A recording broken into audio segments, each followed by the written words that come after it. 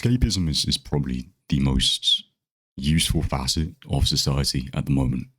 If you look at the world, there's a lot of things that are probably worth burying your head in the sand over, depending on where you're from. I mean, in Europe, we've got a war going on that's been going on for nearly 2 years. In the Middle East, you've got a genocide going on. In the States, you've got a tumultuous change of leadership.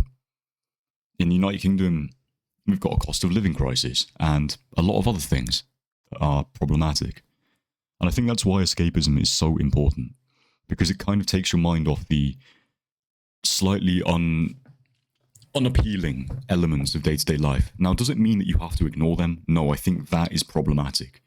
But having something that you can go home to or do to kind of take your mind off the severeness of just life in general. And I think if you're like me and you've got a fairly active mind when it comes to negativity, a fairly suspicious mind when it comes to governments, and a fairly, I guess, paranoid mind in general, escapism is really, really useful, whether that's music or sport or art or cooking, whatever it might be. It's super important to have that. And as a coping strategy for life, it is crucial, I think. If you're able to then kind of lock out the outside world for 20, 30 minutes, 90 minutes, an entire match, or an entire canvas that you can paint, or whatever it might be, that's crucial. Because taking your mind off the outside world, it is a skill. There's so much noise outside, sometimes you need to reflect and look inside. And especially when it comes to art, especially when it comes to self-expression, I think that is the rawest way to escape. Because you're putting everything you feel out onto a page, out onto a blog, out onto a canvas, out into a piano, whatever it might be.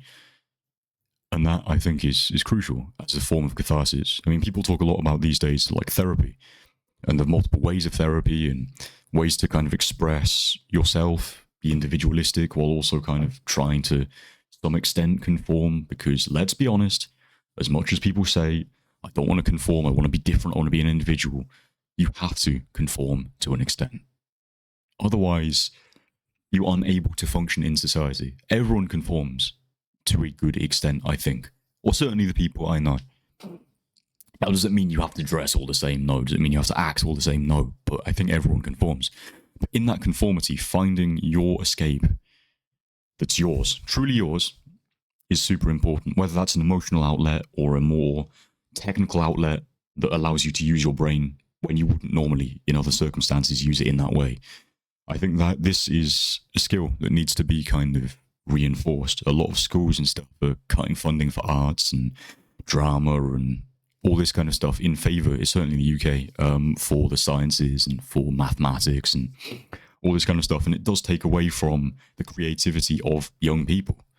And I think, to be honest, it is one of the powers of the UK is how creative this group of countries is. I think it, like, if you look at the world, so many major artists, genres of music, people that have extreme significant artistically come from this country, and kind of sacrificing that for the arts. Sacrificing that for academics, I understand, because it doesn't do as well on, international charting if this many people aren't going to university, this many people aren't as severely trained to be getting these higher paying jobs, these more important jobs for society to kind of stay at a comfortable place.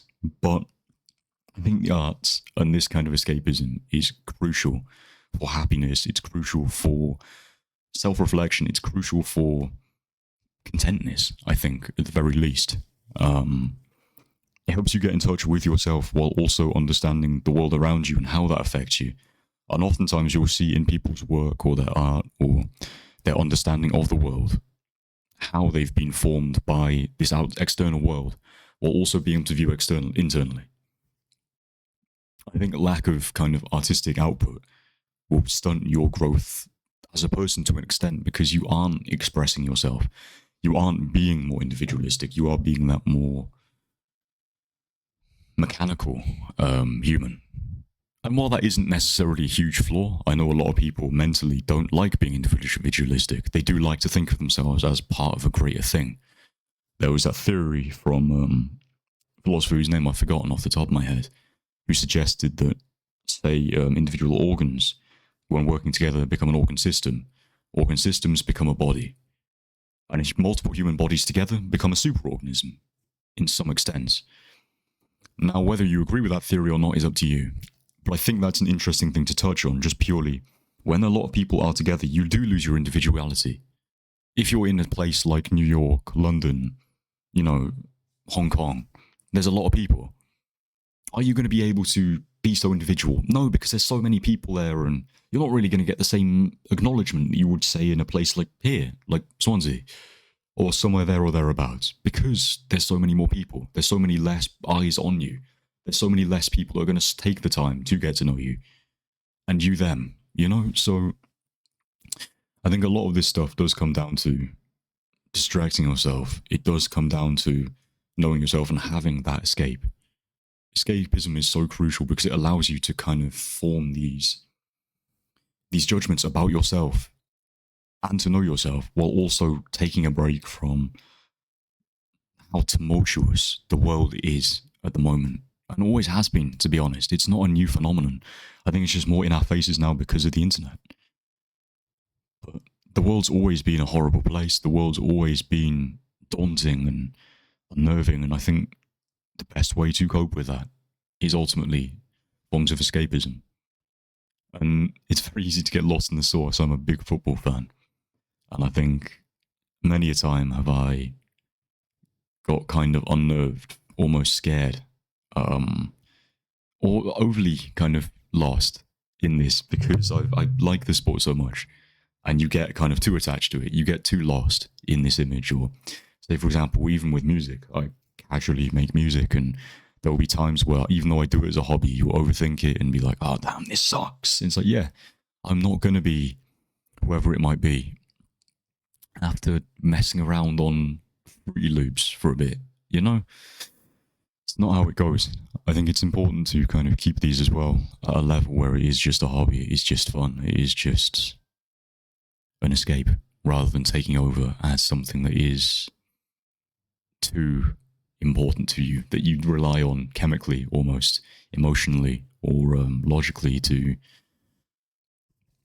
impact yourself, to change your feelings, to change your perspectives on life in general. Because while that is important that we keep ourselves kind of mentally aware, mentally active, there is a level to which you will change, and hey, that's down to the individual to assess. Again, I was talking earlier about self-awareness, knowing oneself, and being an individual. Part of being an individual is knowing when you're balanced. And your balance might look like that, your balance might look like that, or your balance might look like, anything. It could look like an octopus for all you know. It's just finding that. I think a good way to do that, to find yourself, is through escapism, meditation, whatever your form of escapism is. But yeah. One last thing I'll leave you on, just food for thought really, is what your escape is. Do you know what it is? Is it different to things you do day to day as well? Say, for example, you are a bartender or something, your escapism is alcohol. Now, while alcohol is a good escape, obviously within moderation, government rhetoric, I think it is best when your escape is something unrelated to your work or day-to-day lifestyle. Your escape is something that truly is an escape, is truly different and truly occupies a different part of your brain, or a different part of the city you live in or area you live in, or just there's a physical or mental significant difference. That way you can truly make the most of that escape for you. And on that note, I'm going to end the video. Hope this was useful for at least one person. Even if you think I'm talking nonsense, which is more than possible, let me know your thoughts. Berate me if you will.